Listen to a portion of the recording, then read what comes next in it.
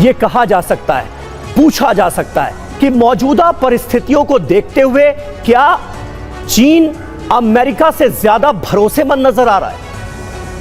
देखिए, इसमें समीर मुझे लगता है कि ये जो सारा डेवलपमेंट हो रहा है ये सर्कमस्टेंशियल डेवलपमेंट हो रहा है जी। और एक फैक्टर जो इमर्ज हुआ है कि वो टैरिफ का हुआ है, वो टैरिफ फॉर निश्चित रूप से, और अमेरिका ये बात जानता है कि, और उसका यूनिपोलर वर्ल्ड ऑर्डर अभी भी रिफ्लेक्ट होता है कि जो रेस्ट है अमेरिका के जो एंटी अमेरिकन आज के दिन कैंप है उसमें इतना कंटेंशन है, उसमें इतना फ्रिक्शंस हैं कि वो क्या वास्तव में ही एक साथ आ पाएंगे अगर ये सर्कमस्टेंसेस नहीं आते हैं, जो टैरिफ का वॉर नहीं आता है तो क्या ये साथ में रह पाएंगे? क्योंकि आपस में कॉन्फ्लिक्ट्स बहुत हैं। भारत चीन के बीच कॉन्फ्लिक्ट हैं, चीन रशिया के बीच में कॉन्फ्लिक्ट रहा है, चीन अमेरिका के साथ चला गया था।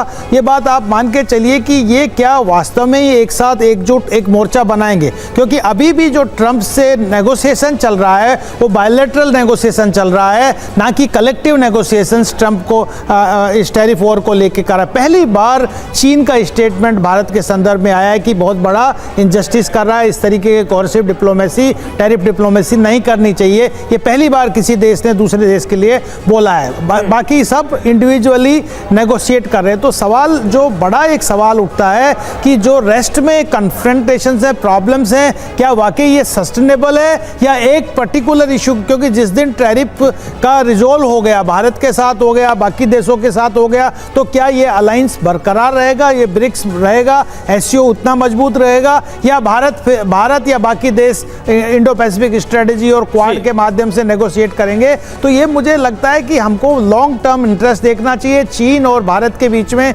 कॉन्फिडेंस बिल्डिंग मेजर्स एक सबसे पहला एक इनिशिएटिव होना चाहिए। ठीक है, बिल्कुल। और संजय भारद्वाज सर, ये भी देखना होगा कि एससीओ की जो समिट होने वाली है और इसके बहाने जो ये नया गठबंधन नजर आ रहा है आरआईसी का, ये क्या परमानेंट होने वाला है? और अगर ये परमानेंट होगा तो इसका क्या असर पड़ेगा वर्ल्ड ऑर्डर, खास तौर पर अमेरिका पर? इस पर हम बात कर रहे हैं। लेकिन एक और बड़ी खबर, टैरिफ पर अमेरिकी विदेश विभाग की तरफ से एक और स्टेटमेंट सामने आई है। विदेश विभाग के प्रवक्ता टॉमी पिकॉट की तरफ से क्या कहा गया? भारत हमारा रणनीतिक साझेदार है, भारत से हम पूरी स्पष्ट बातचीत करते हैं, भारत से बातचीत जारी रहेगी। तो यहां पर आप देखिए दो अलग अलग बातें आ रही है। डोनाल्ड ट्रंप एक तरफ बोल रहे हैं कि जब तक मामला हल नहीं हो जाता तब तक अब कोई बातचीत नहीं होने वाली, और विदेश विभाग ये बोल रहा है, विदेश विभाग के प्रवक्ता ये बोल रहे हैं कि भारत से बातचीत जारी रहेगी। तो ऐसा साफ तौर पर नजर आ रहा है कि इस वक्त अमेरिका में के अंदर एक मेजर कंफ्यूजन है। कंफ्यूजन यह है कि पहले डोनाल्ड ट्रंप कुछ बोलते हैं, ये वही डोनाल्ड ट्रंप है जो पहले भारत को एक बहुत बढ़िया साझेदार और फ्रेंड बोलते थे, लेकिन अचानक से क्या किया? डोनाल्ड ट्रंप की तरफ से कहा गया कि भारत हम पर बहुत ज्यादा टैरिफ लगाता है और हम पारस्परिक जो टैरिफ है वो लगाएंगे, और उससे भी ज्यादा अब डोनाल्ड ट्रंप आगे बढ़ते हुए नजर आ रहे हैं। और चलिए अब आपको बताते हैं जो डोनाल्ड ट्रंप की तरफ से टैरिफ, ये जो फैसला लगाया गया, इस टैरिफ वॉर के बीच कैसे दुनिया में उथल पुथल मच गई है। रूस के राष्ट्रपति व्लादिमीर पुतिन बहुत जल्द भारत आ सकते हैं, यह खबर सामने आ रही है। अब आप देखिए, पाकिस्तान के अभी हाल ही में जो फील्ड मार्शल बनाए गए आसिफ मुनीर, वो अमेरिका एक बार फिर से जाने वाले, अभी कुछ दिन पहले गए थे। पीएम मोदी इसी महीने के आखिर में एससीओ समिट में शामिल होंगे। 31 अगस्त से 1 सितंबर के बीच यह एससीओ समिट होने वाली है चीन के अंदर। पुतिन दुबई आ रहे हैं, ट्रंप भी दुबई का दौरा करेंगे, यह खबर है।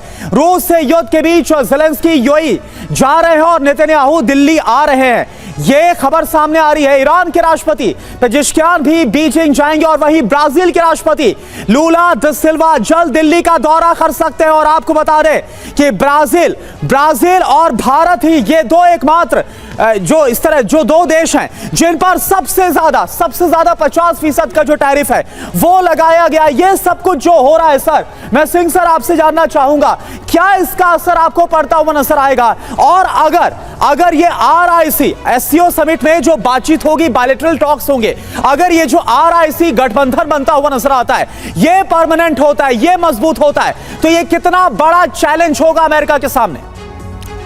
देखिए करुणा, इस समय विश्व देख रहा है कूटनीति और राजनीति में एक तरह का भूचाल, और उसमें ये जितनी भी विजिट्स आपने बताई हैं वो कुछ जरिए तक आगे बढ़ा सकती हैं कि शांतिपूर्व रहे मामला।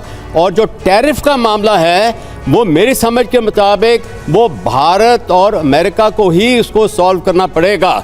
और इसके लिए सबसे ऑप्शन 1 बेस्ट है कि भारत और अमेरिका बातचीत करें और समझौते पर आएं।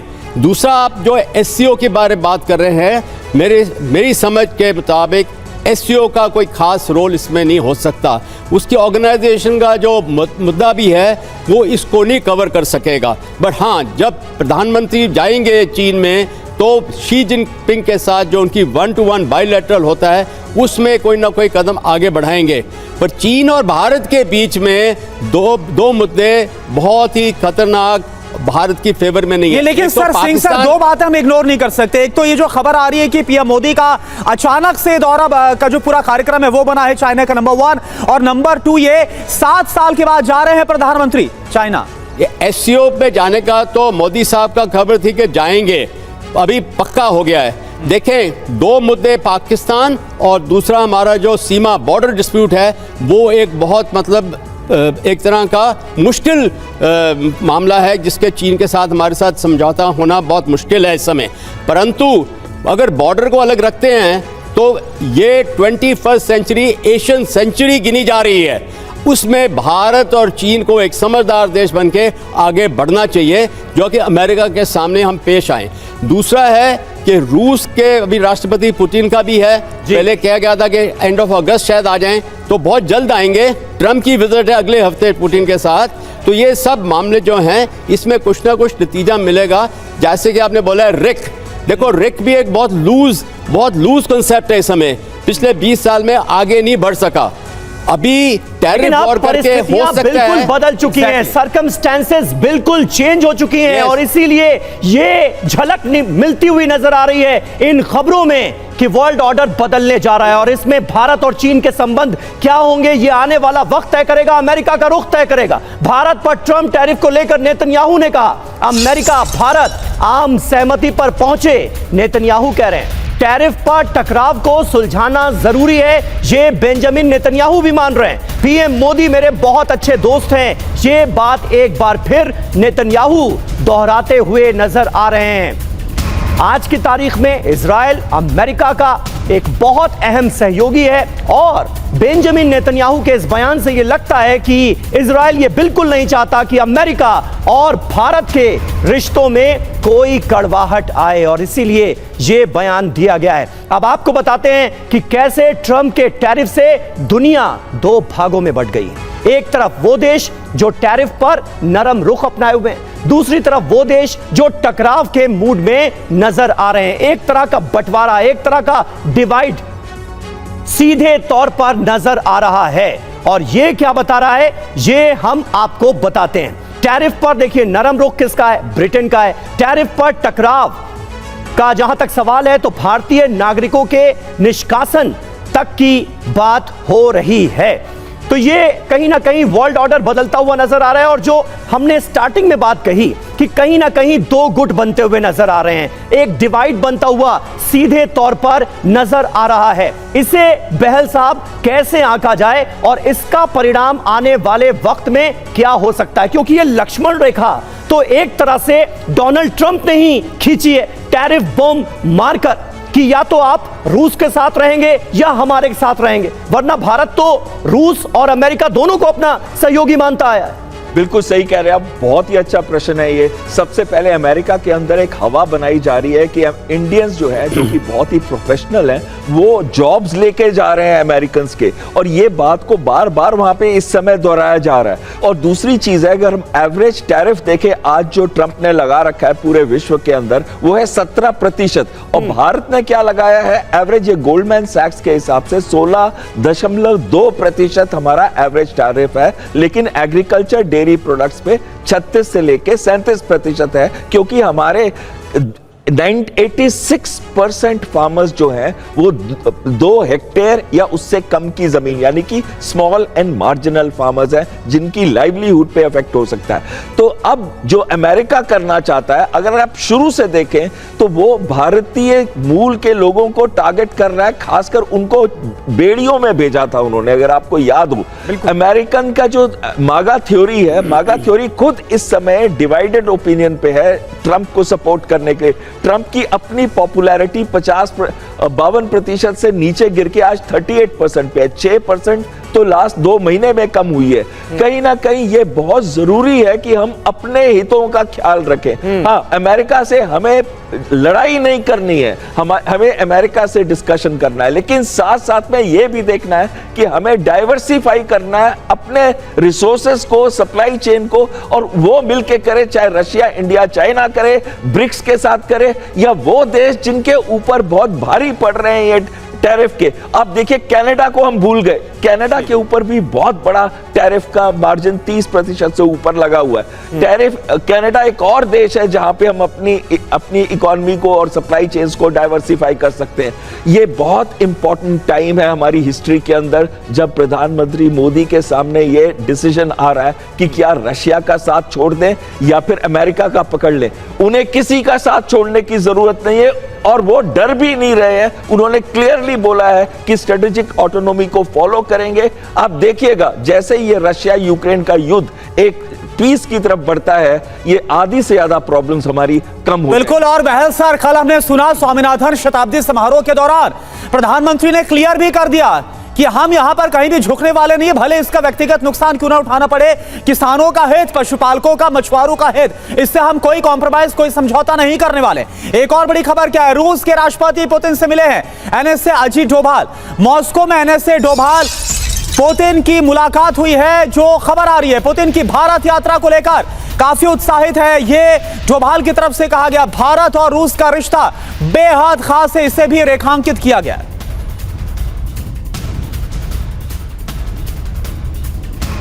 और इस बीच देखिए एक अहम खबर आ रही है, ट्रंप को बड़ा झटका देगा स्विट्जरलैंड। F-35 का ऑर्डर रद्द करने की मांग, टैरिफ के जवाब में डील रद्द करने की मांग जोर पकड़ती नजर आ रही है। अमेरिका से 9.1 अरब डॉलर की डील हुई है। ट्रंप ने स्विट्जरलैंड पर लगाया है 39% का टैरिफ। ब्लूमबर्ग की रिपोर्ट में यह बड़ा दावा किया गया है। तो ट्रंप के टैरिफ बॉम्ब की वजह से अब तमाम देशों से अमेरिका के संबंध बिगड़ते नजर आ रहे हैं।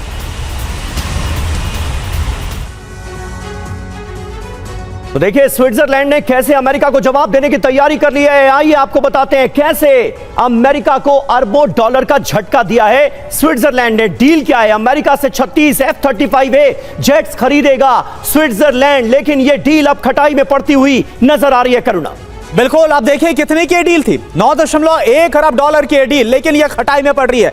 डील का विरोध कैसे हो रहा है? ट्रंप के टैरिफ के जवाब में डील को अब रद्द करने की जो मांग है स्विट्जरलैंड में हो रही है। जी हां, सभी सांसद रक्षा खरीद में बदलाव की मांग कर रहे हैं। स्विट्जरलैंड पर टैरिफ देखिए कितना लगाया गया है, 39% का, चीन से भी ज्यादा टैरिफ। प्रोफेसर संजय भारद्वाज, क्या डोनाल्ड ट्रंप मांगा के नारे को बढ़ाते हुए, अपने सो कॉल्ड विजन को आगे बढ़ाते हुए तमाम देशों के साथ रिश्ते बिगाड़ने के लिए निकल चुके हैं क्या, या फिर आने वाले वक्त में उन्हें अपनी गलती का एहसास होगा और उनके कदम पीछे हटते हुए हम देखेंगे?